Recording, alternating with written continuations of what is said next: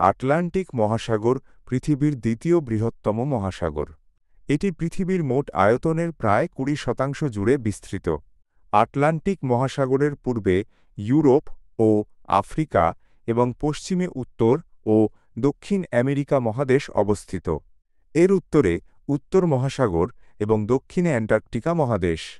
Atlantic মহাসাগরের গভীরতা গড়ে প্রায় ৩,৬৪৬ মিটার। আটলান্টিক মহাসাগরের সবচেয়ে গভীরতম স্থানটি হল পুয়ের্তো রিকো ট্রেঞ্চ, যা প্রায় ৮,৬৪৬ মিটার গভীর। এই মহাসাগরের তলদেশে অনেক পর্বত, মালভূমি এবং গভীর খাদ রয়েছে। আটলান্টিক মহাসাগর পৃথিবীর জলবায়ুর উপর বড় ধরনের প্রভাব ফেলে। এটি সমুদ্র স্রোত এবং বায়ুপ্রবাহের মাধ্যমে তাপ বিতরণ করে।